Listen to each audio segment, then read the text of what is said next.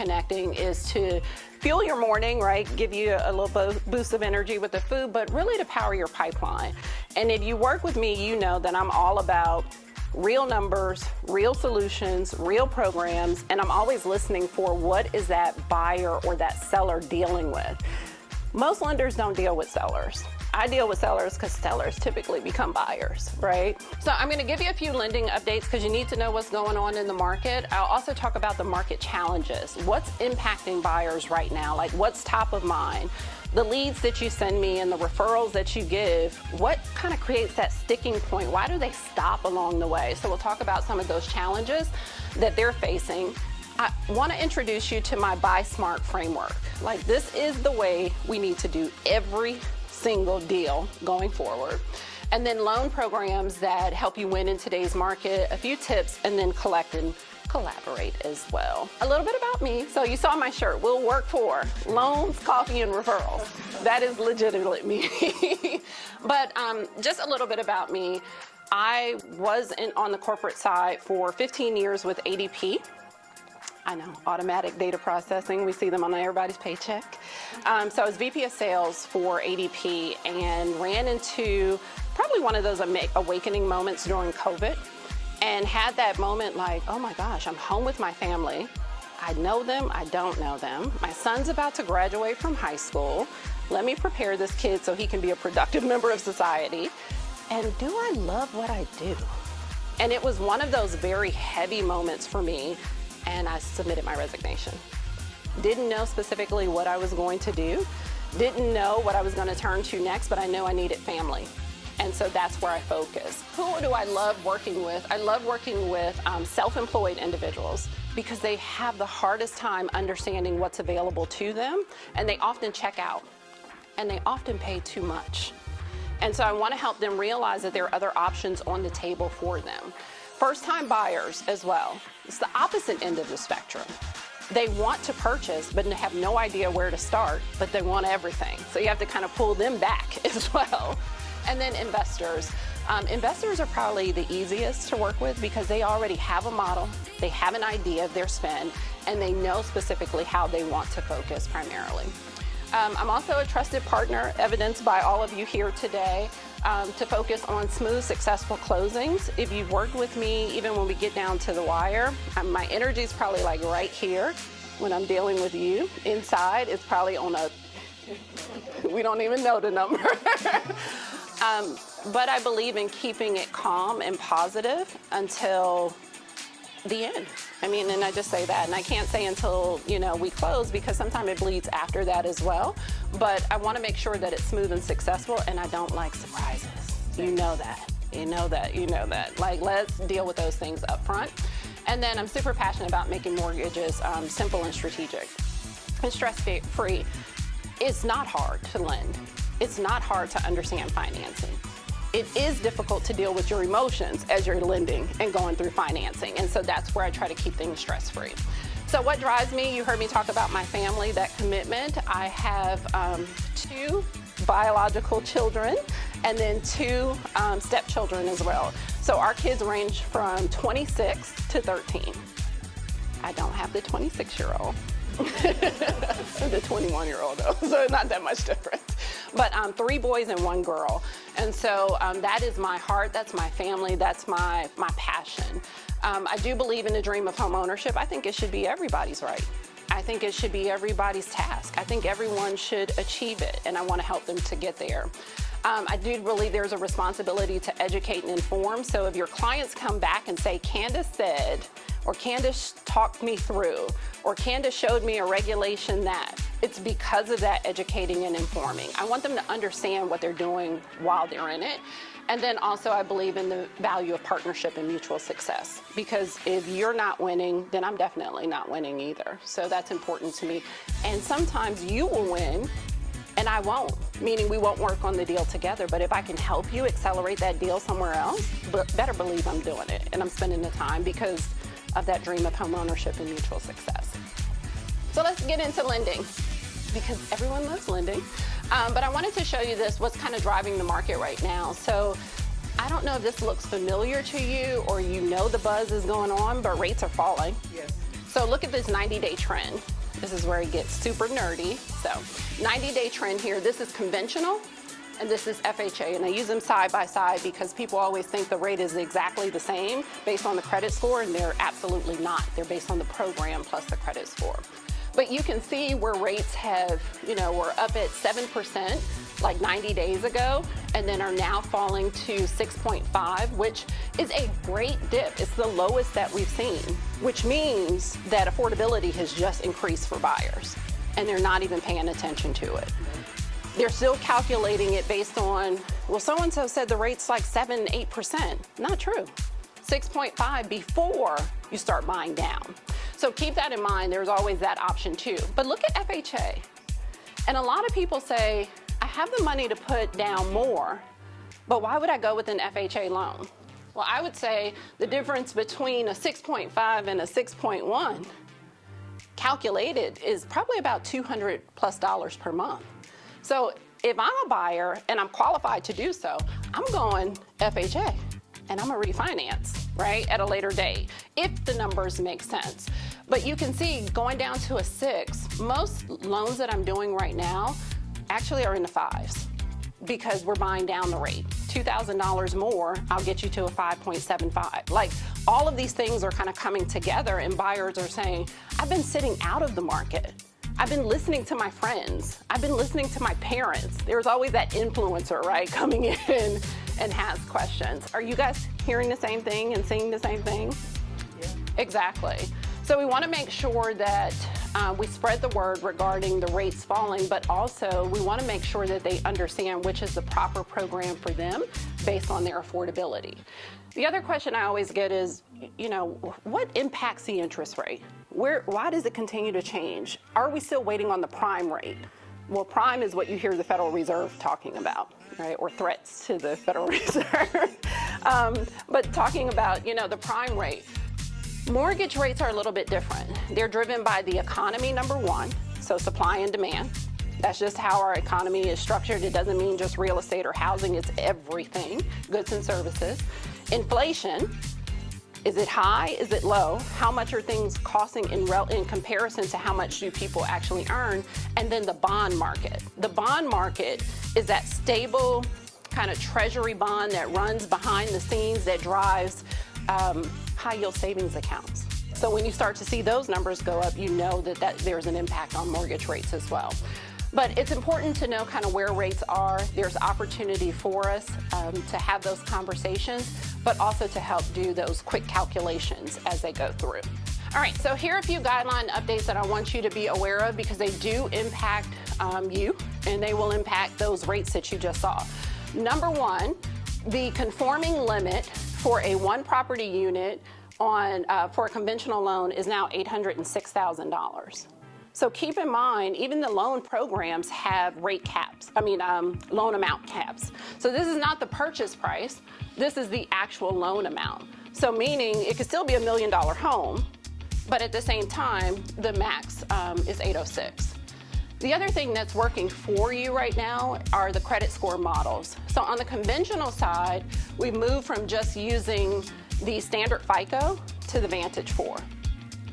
Big deal, because it takes into consideration the whole person, rental history payments. It's pulling in additional information, insurance payments. It's pulling in information from not necessarily things that would show up on the credit report, but that the person is doing on a day-to-day basis in order to live and survive. Like, that tells a true story of an individual. Because some people don't even have credit, to be honest with you. And so when they don't have credit, then I have to build a credit portfolio for them, but it's based on their rental history, their car insurance payments, life insurance payments, things that go unseen but are required to live and survive. Question for you, Vantage Score 4.0, where would we find out more information about that? And does the general public have access to their Vantage Score? They do not have it. That's the lender score. Okay. Your lender, me, would have that. I'm just teasing. Would have that. But it's a different scoring model. So what you'll start to see is companies like Zactus, that's who we use, for example, to pull, most people use them, in order to pull credit reports. They're changing their model. which we can pull in more information, and that's helpful, you know, overall. So that's a very big deal, especially on the conventional loan. And then the other thing, you know, people always say, you say I make too much money to qualify for any programs. I want you to look at this loan limit now. This area median income is now $90,800, right? That's the new max household income cap. What was it before? It was in the 70s. Yeah. It didn't make sense, right? Because two people making $35,000 a year, they were done. Right. So now it's up to 90, and then this is per household. So if it's just me in the household and I'm making 85, I'm good. That's a very, very, very big deal. So this is where programs like Home Possible, which you see mentioned here, which is a conventional program that's available for first-time home buyers at 3% down. Not the standard 5%. But they have to be a first-time home buyer and they have to hit this income limit. So if you ever hear me say something about, I know they've applied together, but I'm pulling them apart. I'm separating the borrowers to we just had this, Jackie, right? I'm separating them in order to get them to see who can qualify. I'm looking for opportunities like this to be able to get them extra funds, extra program assistance and things like that. All right, so those are conventional updates. On the FHA side, you will see here the loan limit on a single family for our metro, so it is based on the metro or the MSA, for our metro is $688,000. So another amount, you know, increase there on the loan side. They did, which I think I saw last, the average home price in Metro Atlanta is like $437 right now. Sounds all right. So definitely can go for an FHA loan. They can even splurge a little bit and go, you know, to some of the areas that they thought were unaffordable and still qualify. Borrow eligibility, so non-permanent residents are no longer eligible for FHA financing. That is a huge deal. That is a huge deal. Just knocked out probably about 30% of the population from being able to purchase because they're here in a non-permanent status but are working every day, contributing to the economy, to society as well. So keep that in mind that if you, and you might not know somebody's true residency or citizenship and things like that unless they share it with you, but keep in mind if you get that response, that's why, as of May, no longer eligible for FHA, which means essentially they're putting down more. Okay, and then this one I love. Yeah, and I know that states what it states, right? But I deal with a lot of dual people, expat, all of that, Yeah. Cancun. Is it non-permanent period, or is it that they could be dual? They can be Because dual. some of them are not permanent. Dual is fine because then they have citizenship here too. Yeah, they're fine. But if they are non-permanent, meaning their citizenship is still in Mexico, for example, no. Even though they've been here, they're working, they could be on a visa working and be, I hate to say fine, but no. Couldn't use that loan program because FHA is essentially a government loan, right? So the government has a little bit more leadway in saying who can use them or not. Yeah. And then this one here, which is a huge deal on the FHA loan side. So you see the deposits. There was a change to the unsourced deposit. How many times have you been in a loan process and then somebody provides bank statements and we say we need to source the deposit? And you're like, where you get this money from? I would get in your account yesterday. So unsourced deposits. So they did change the guideline because it could, before it was only 1% of the purchase price. That was like the threshold. So if it's a $400,000 home, underwriting is looking for anything over $4,000. They see that coming in and it's from an undocumented source, not a payroll source. And I would even say moving money from one account to another. Now they want a paper trail. They want that account statement too, right? So you can see this is now changed. Instead of 1% of the purchase price, it's actually 50% of their gross monthly income. So that's a big deal because it changed. If somebody's gross monthly income is $10,000, then now the threshold is $5,000 for them. So it's now applicable to the person as compared to the property. Because if I'm only purchasing a $200,000 home, you're gonna source everything. We're gonna be here all day, right? And we know that people money finds its ways to accounts before closing. So let's just be real. It does find its way. And sometimes I'm like, okay, thank you. Thank you. Yeah, you're gonna close, but okay. So VA loan guidelines, National Guard members are now eligible. So I don't know if you knew that as well, but another audience that you can begin to capture and to go after in order to see their eligibility. And then I bring up this last one for Georgia-specific loans. So there is the launch of the Peach Advantage Loan Program. Have you guys heard of that? So Georgia Dream has expanded now in like 3 different forms. So you have Georgia Dream, which is first-time home buyers, income caps, the standard. The Georgia Dream we know to be true. Then there's another one I want to tell you that is for repeat individuals. I don't need to be a first-time home buyer. It is in the state of Georgia. There's a higher income cap, and I can use it over and over again. And then here comes this one. So this one is a new program that gives greater down payment assistance. So the down payment assistance now ranges from 2 to 5%, and then also you can go up to $650,000. So remember, the original Georgia Dream program was only based on your loan amount, your loan type. So FHA would have been 3.5%. That would have been the max that you could get as a second lien. This is now a new program that allows you to be able to get up to 5%. And then there are a host of county specifics. So I'm going to share with you on the QR scan all the county specifics, because every county has its own DPA program that can also impact buyers. And what's the first question that we always get? Is there any down payment? Any credits? Any down payment assistance? It depends. It depends. Sellers typically are not asking, but I would say first-time home buyers, that's like code. Loan application, down payment assistance. Those things go hand in hand. So keep in mind that this one is a new one effective July 1st. You can check it out on their site as well for more guidelines and details. But the price does vary by county, but the average for our MSA is $650. All right. So with all of those lending updates, here are the challenges that we're facing. And so what we're going to talk about now is just how to address those. So for buyers, it's still the affordability challenge. We're still dealing with the gap. Rates have come down, debt has gone up. If we get the debt down, credit score improves, rates have gone back up. So we're playing that mixed game here for their affordability. There's economic concerns. If I talk to most buyers today, they're concerned about their job, the stability of their income. They're concerned about just the economy as a whole, what's going to happen next.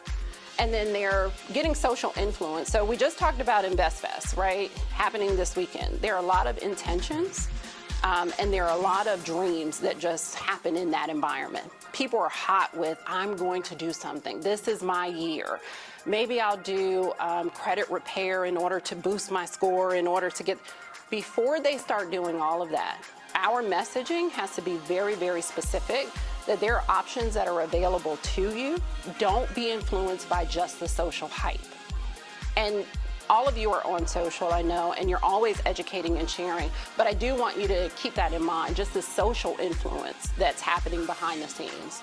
The challenge for sellers now is attracting those qualifying buyers, but also being able to make their move.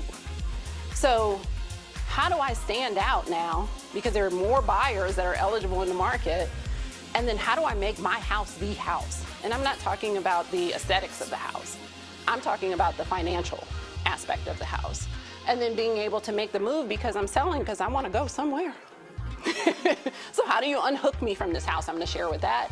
And then the last one is leveraging financing solutions to create win-win deals.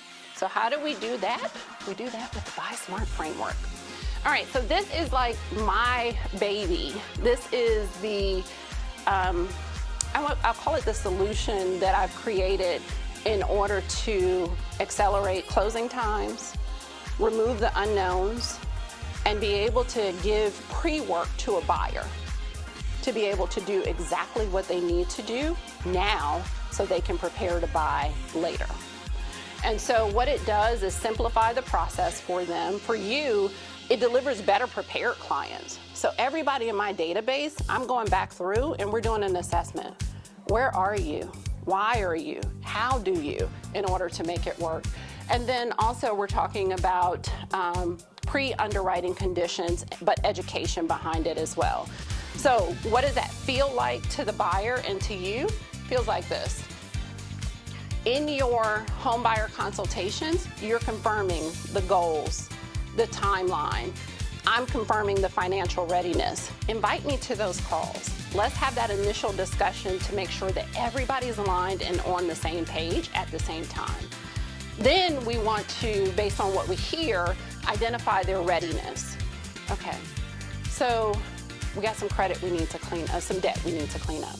We have some credit that needs to be improved. We have some savings that needs to be accumulated. We have some gifts that we've never explored, like birthday, holidays coming up. Go fund your house, right? Prior to 60, at least 60. Pause that, Josh. At least 60 days prior, make sure it's in the account. But yes, you can do that in the same respect. People want to support your dream, but they don't know how. Credit optimization, I do not do credit repair in any way, shape, or form. But I do have solutions specifically from the credit bureau that allow me to calculate scores, if-then scenarios, time frame scenarios, pay down scenarios. So all of those things help me to say, you're at a 580. I really want you to get to a 620. You qualify at 580, but your interest rate at 620 is going to be so much more favorable, you can afford more house. So here's how you do that. And then give them that structure. And then pre-underwriting. So one of our partners that is not here today, her client is doing this process right now. And in one of yours yesterday that we started taking through, basically I've collected everything that I need to other than a contract to purchase. We've submitted it to underwriting. Underwriting is going to come back with their list of conditions. That list of conditions becomes everything that we need to do in order to do a smart purchase. We'll know specifically what activities they need to complete, what they're going to be sourced on, if they need a letter of explanation, what's the challenge behind the deal. We get all of that information up front. So then once we have that, which only takes 48 hours, by the way. So we're not talking about days and weeks and things like that, but 48 hours to get the information. Then we're talking about being able to purchase based on their financial goals, what we know they can afford, what's going to close at the end of the day. But then also you have that client, that lifetime client. And I think for all of us, you know that people only stay in their homes 3 to 5 years, if that, before they're ready to buy again, or social tells them they need to invest, right? Yeah, you own a home? Oh, it's time for you to invest. So we want those lifetime clients. I want you to think about who's in your CRM that's on the fence about buying. Who's kind of like teetering back and forth when really we could just have a conversation, get the information, and then knock out the unknowns. Because that's typically what it is. They're scared. They're nervous. They think you're going to shut them down. They think there's going to be judgment. Whenever I get on the call, the energy changes. And I'm like, why are you mad at me? I'm actually a nice person. But I think it's the financial context. Oh, you want to look at my numbers. Oh, you want my bank account information.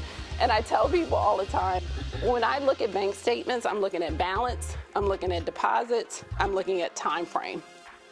I don't care that you went to QT. I don't care that you DoorDash every day. None of that stuff matters because we're all people of convenience. So think about who's in your CRM that's on the fence that could benefit from the solution as a whole. All right, so I want to introduce you to a few loan programs that are going to help us to be able to do this and be able to put people in the right direction, and to give you some terminology and some quick characteristics that you can say, oh, that's her, or that's him, or they need that, or I didn't know that exists. All right, so on the buy side, 100% financing. This is an FHA government loan that requires no down payment up front.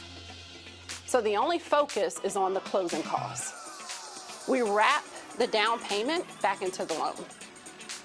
So it becomes 100% financing. Say FHA is 96.5%. That's the FHA component. Down payment is 3.5. We are financing both together at 100%. So down payment's been eliminated. What it does it increase their monthly payment? I would say yes, slightly. Slightly, because rather than based on 360 months like a standard mortgage, it's based on 120. So it could be an extra $100, $200 max, I think is the highest I've seen, added to the down payment. But a lot of people are like, I finance everything else. I mean, why wouldn't I finance a down payment too, right? If they want to get into the home. I've seen this used strategically with people who make minimal income, and I've seen it used strategically for people who make tons of money. But they know the power of their credit, and they know the purpose of money, right, and the financing behind it. So they are using the second lien in order to finance that down payment portion. So moderate income, there are no income caps on it either. So that's the great part about it. No geography limits as well, because you know most of these programs will say you can do this, but you have to live in this area, which typically nobody wants to live in that area, but they're trying to drive people there. I would say this is also for someone who has limited assets, and I say a minimum of $5,000, and I tell everybody you need to at least have $5,000 sitting somewhere accessible to you when you start talking about purchasing a home. One, you're gonna pay an inspection. Two, you got an appraisal. Oh, and you got a down payment now, you know, so, and earnest inspection and appraisal, you already spent, right? So think about that part as well. I tell them at least a minimum of $5,000 in accessible funds, and then also a 580 credit score. It's an FHA loan, so 580 is the minimum. Of course, the higher the credit score. Think every 20 points, there's a different tier. Different loan level price adjustments, LLPAs, if you ever hear that terminology. Can be used on single family, duplex, FHA approved condo, or manufactured homes. So house hacking, of course, people love to talk about. Social influence behind it, best way to get started. You could use a duplex in the same respect. Get credit for the rent on the second half, just like an investor would on a rental property, and then be able to qualify for the home as well. So 100% financing is a definite opportunity for most in the market today, and something I would actually lead with in conversation. To me, when I think about moderate income, I'm thinking about somebody that earns, you know, $50,000 to $60,000 a year, who can absorb an additional $100 to $200 a month because they are financing their down payment. Not the person who is barely gonna make it with just the mortgage, taxes, and insurance. They're already like, you know, it's 57% on the back end. I'm like, you're not gonna, I mean, you're gonna be here 2 years. Yeah, exactly. Yep, so that moderate income. Tracy, your client, Ms. Williams, she used it. And I think I closed her in, 24 on that one. I think she had a 7-point-something%. She was at the high of the market. I refinanced her at the beginning of this year, and she's at a 5.3. And she was like, best decision I ever made, because she didn't come out of pocket with, and that was what, a $600,000 thing? I think it was almost 6. Yeah. She had, I mean, think about her down payment. Would at least been $20,000. She was like, no, that's what credit is for. So it's definitely a great opportunity. And then always, you know, I pay attention after we close to go back and to refinance appropriately, save money where we can. What's the window for folks to look at refinancing? 6 months, 180 days, if with the same lender. Cut the camera, Josh. If with the same lender, 180 days. If you go to another lender, they don't care. They're gonna, what? The refinance. Yes, they did too. I did look at her, I looked at her numbers, yeah. It wasn't enough room at this point for them to save. Like when I think about refinancing somebody, honestly, I'm looking for them to save at least $200 to $300 a month. To me, that's enough, like, oh, I feel good about this. $100 a month, I mean, you're gonna blow that anyway, you know what I mean? But I look for that window like, oh, okay, 200 to 300 plus, okay, yeah, this makes sense for that person. I wanna introduce you to the 1% down. And so, one of the questions I always get is, why are you always trying to help people put less down? A couple of reasons. I know, right? Why not? People say that. They want to know what's in it for me. They think it's something in it for me. If you don't put, right, I'm like, 1% down, 100% finance, and no money down, it's a great thing. Some people, they're curious because they want to know, it's not the norm. They're used to hearing 20%, which is so wrong. The average is 5% that people put down. No matter what the loan type. No matter the loan type. No matter if it's FHA, conventional. Nobody is putting down 20% unless they're selling a property in order to reduce the mortgage on the new property. That's typically because they have the cash. They don't want to do capital gains on it. They don't want the money just sitting there and you blow it after a while too. And even if you try to shelter it in a 1031 exchange, you want a time frame. I've done that before and had to end up eating it in taxes, you know? So it's trying to play the market when rather just put the money down into the new house. But typically 5%. So people ask that question and I tell them, I have owned 7 properties in my lifetime. I've never put down more than 5%. Never in my life. Always have sold with a minimum of $50,000. Highest one was the one I had to eat, and that was $275,000 that I made on the property. But I mean, it's the reality. Put down as little as you need to, right? Build the equity, make a smart investment. When you see banks popping up, retail, Starbucks, that's the area that you need to start looking at, right? Not what's convenient, not what your parent has told you, not the other scenarios. And put down as little as you can so that you can do the other things that are necessary as well. So this one is a little bit different because it's conventional. And this one is a 1% down because there's a grant, as you can see here, which means I don't pay it back, for 2% or up to $4,500. The max purchase price is $375,000. So I would look back in your CRM, anybody, and this is what I would say, where they are in a low to moderate income, because they're purchasing in the $300,000 range, right? So low to moderate income, I would look for those individuals. Look for listings that were under $375,000. And then long as they have relatively low debt and a minimum 620 credit score, then this is the program for them. So 1% down is equivalent to their earnings. You see what I'm saying? Like, people can relate to that. They can understand that, so 1%. Single family, condos, and manufactured homes as well. So all of those are eligible. Keep in mind there is that income cap, that $90,800.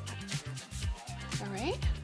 So on the buy side, this is one that people don't know as well, and this is called the link loan. So this is a newer loan to the market, which is the underlying loan is an FHA loan.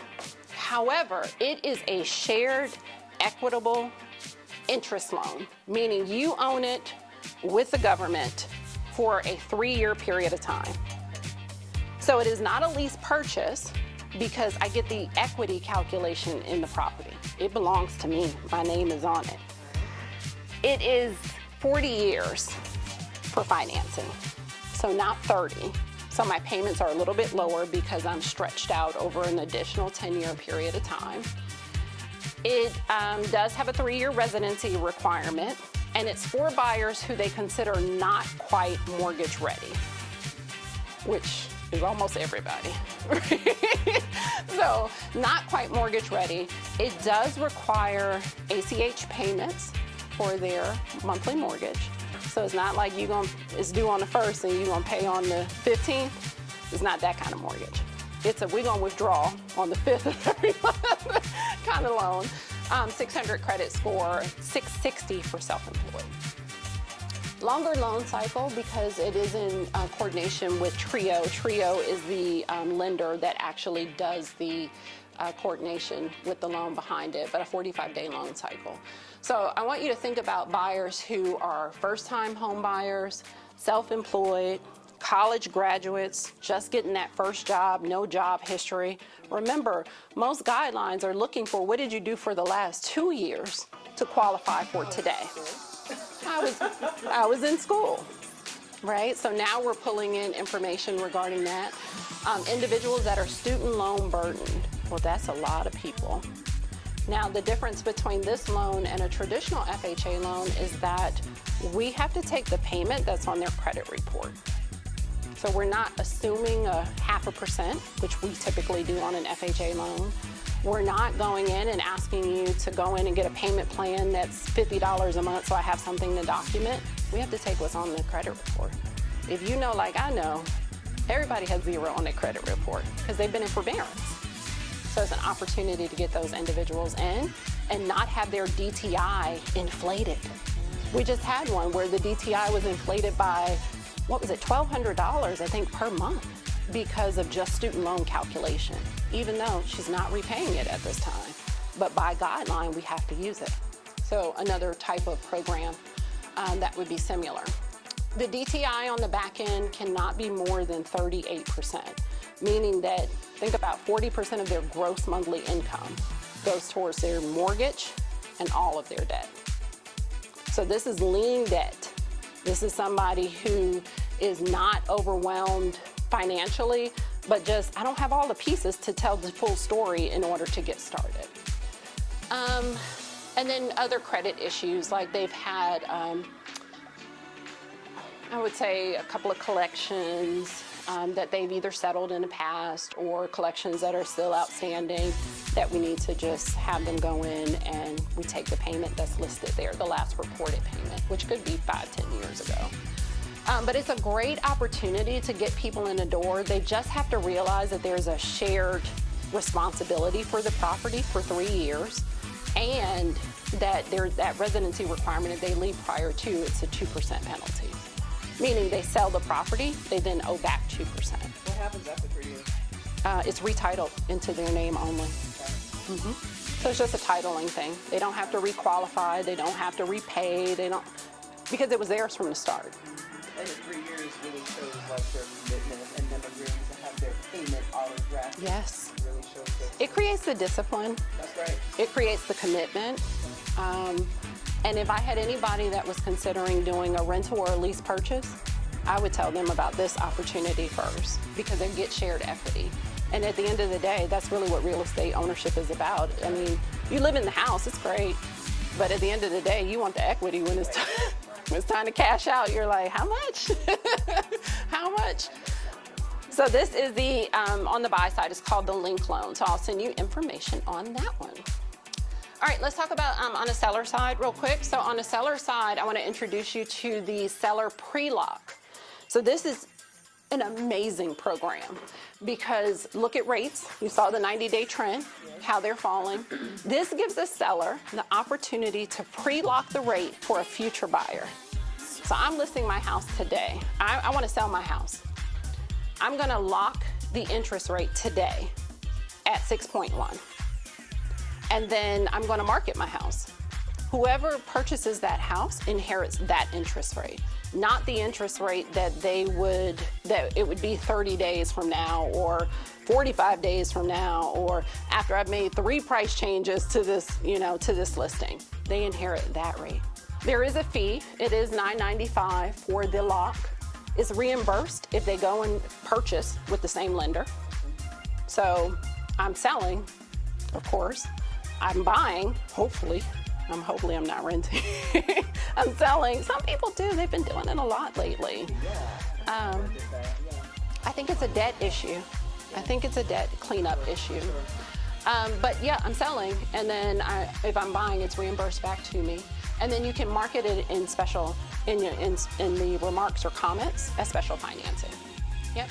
So it's important, we talked about the interest rate, we talked about affordability gap, we talked about the listing differentiators, but it applies to all of the loan programs that you see there. So VA, FHA, and conventional buyers. So there's no real knockout for how you can't use this type of opportunity, but also it doesn't knock out who can come purchase from you, right, to get that interest rate as well. And you can use it on all the properties here. So I looked at this listing, and it's none of yours, but I don't want to call a person out. But I just found it online.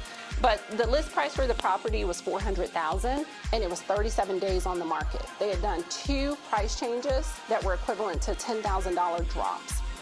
So think about that. You have the opportunity to either pre-lock the rate for an individual and pay potentially $8,000 in pre-lock costs, but then at the same time, you just took a $10,000 hit and continuing to take hits, right? So if you think about that, it's a real game changer for sellers and for you, so that you don't have to keep taking hits on the listing price, because that's the first thing that happens. We need to have a conversation in order to, reassess the numbers here. So this is a better opportunity to do that. You have a question? You look like you like, yes. He's like, it's 27 people I'm about to call.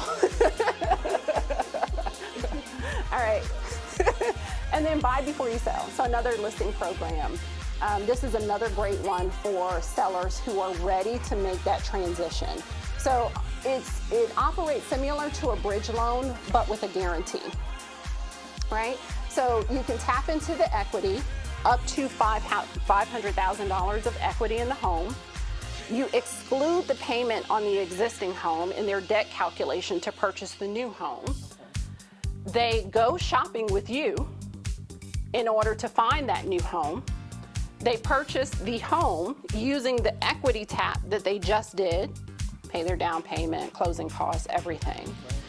This property is still sitting here. It will be purchased, you can still list it, but it will be purchased if it is not, it'll be purchased by the lender is what I want to say, if it is not purchased by an individual in 6 months. All right, question about that.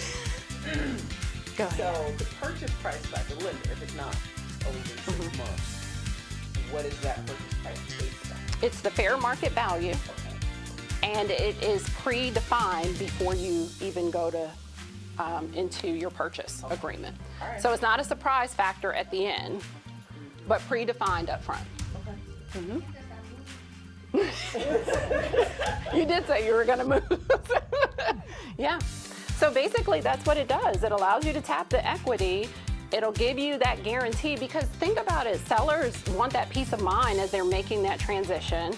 It creates a no contingency on their offer. Right, yeah. Right? And it gives them a secure place to land. And they land. Like they fully see themselves leave this house and move into this house, step back from that house with a guarantee, knowing that it was always working at the same time. And then for you, you get to buy and to sell. That part. Yeah. Yeah. Yep.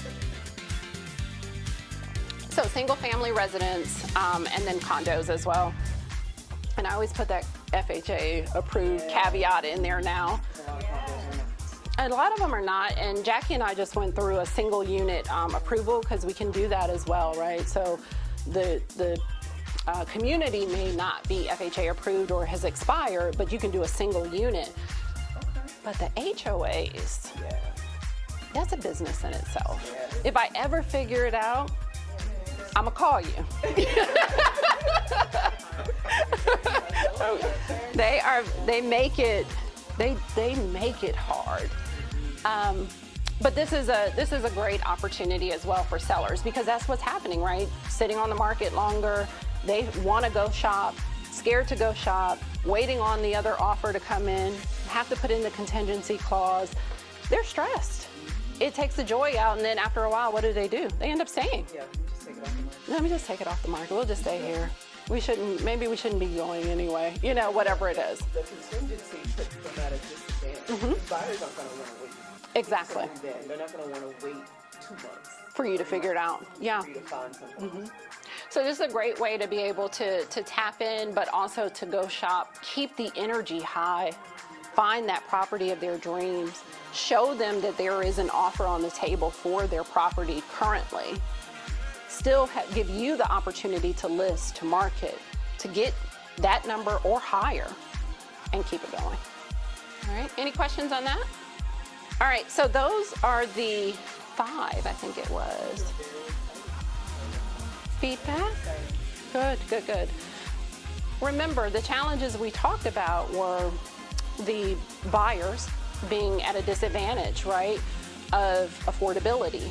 How do I put down less? How do I get in the door? That's all they really want to know. So we talked about 3 options that help them to put no money down, 1% down, or to be able to go in with a joint agreement and get kind of indoctrinated, right? On how do I own a home? How do I pay on time? How do I overcome some of the challenges? Give me time to clean up maybe some of the debt or build the work history or all of those things, right? So they have that opportunity. And now sellers have another opportunity. They can entice people to come to them with the pre-log. I think that's a huge opportunity because you can see rates are trending down, but if you know, like I know, rates go back up, right? So if I can lock it for a period of time, that helps me. And then the other one is to be able to tap my equity, to be able to move, have that guarantee, breathe, live in my new home, no contingencies, and still be able to get market value for my home. All right, so winning contracts, a couple of things I want to emphasize. So when we do all of these things, you have that Buy Smart framework. You have loan programs that actually help you to be able to propel the deal or move it forward or speak to the buyer's need. Contingency timeframes should look like this. So 10-day financial contingency at max, because we already know this person. We've already gotten all their data. We've done the pre-underwriting. We shouldn't have any issues. We're going to go back and talk about what they are. So if it's more attractive to you, then you could even do less than 10. Now don't go do 2, because I know you. I know you. If we've done a lot of the pre-work up front, right, and this buyer is like stellar, they're financially fit, high credit score, blase, right, and there's no red flags, could there ever be a possibility where there could be a 0-day financial contingency? Yeah. Because you've already done it. Right. As long as we use the framework where we pre-underwritten. That's right. I'm comfortable with that 100%. Yeah. And it's really about getting the buyer to understand their part in that journey, right? Because we know, and we can articulate the why, but the buyer's like, I'm gonna send you the document tomorrow. Let me, you don't want that bank statement, you want the one that's coming next month. No, I want what you have, right? I want what you have right now so that we know what we're dealing with. But yes, it could be. Appraisals, I know we're still using 14-day appraisals, but honestly, I'm seeing appraisals come back in like 5 to 7 days. Yeah. They're coming back super fast. So 21-day close, it should be our standard. Like we can use that, no problem, no issue. Technically, you need the disclosure days, right? You have to have 3 days on the CD. So I would say, and you know this, I've done a 10-day close. But it just depends. It has to be together, right? So I would say use these as your standards, just, a little bit of protection and coverage there. Property review, I ask that you share properties with me as you're out looking. Like I'm that person. I want to run the number. I want to run the numbers. I want to tell the person, I know you love it. Taxes are $600 a month on this property. Oh, wait a minute. I didn't know that. I got to pay that too? Yes. The HOA fee, right? All of those things. Yeah.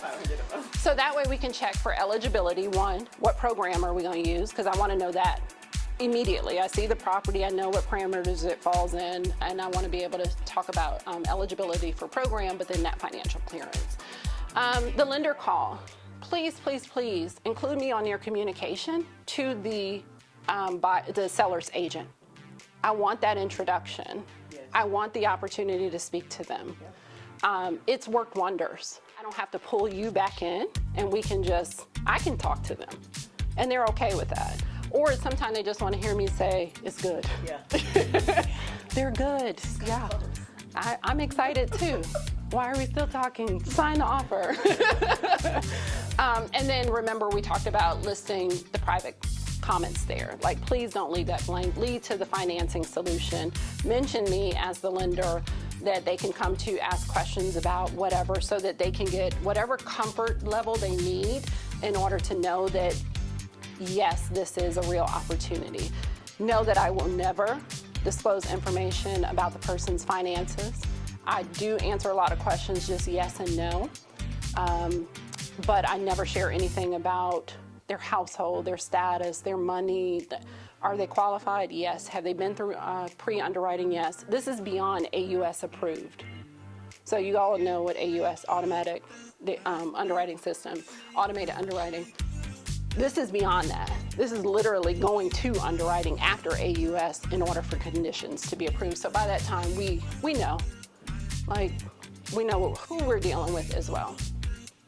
All right, the other thing, everybody is pretty much using the mobile app, right, for the referrals. So these are just screenshots of different aspects of the mobile app. So you and I have a co-branded app. In that co-branded app, you can invite a client to prepare to apply for a mortgage. You can send it via text or email, put all their information in, send it. It automatically sends your information and picture and sends my information and picture. They know we're a team and we're waiting on them. Then I'm reaching out to them because I get a notification instantly saying so-and-so has shared the app. And then it says the buyer has applied. So then I get that side of it. You can see here that I have the ability to share directly as well, so with the buyer, but also partners. And then this is the profile view that I see on applications and things coming in, tasks, but the buyer will see this as well. If you have any task, they will show up there as also. Immediately when they apply, tasks are being sent to them. Auto, ID, you know this, right? ID, and you're really good about it. You get every alert. But ID, bank statements, pay stubs, anything, they have that information already at their fingertips, so they can never say that they didn't know what was needed next. Never.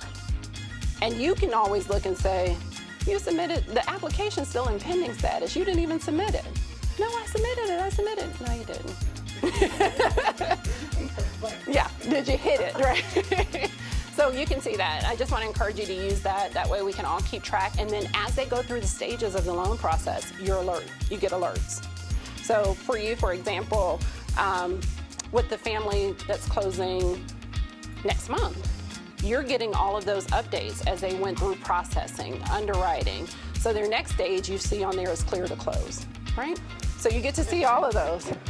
And every time Lynetta sends a message, she's like, thank you. Thank you. Thank you. All right, just a few more tips. So social media and digital marketing. So share and tag each other on any financial insights, success stories, and testimonials. I think I'm attached to most of you on Instagram. I'm Candice Loans for Homes. So definitely social and digital marketing. I'm going to give all of you access to a system called Total Expert. So you can create your own flyers. You can do your own property listings. You can do your own loan program overview, batch to your CRM. So I'm going to send that over to you as well.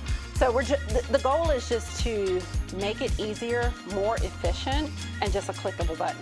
Because really, that's how fast we have to move in this environment.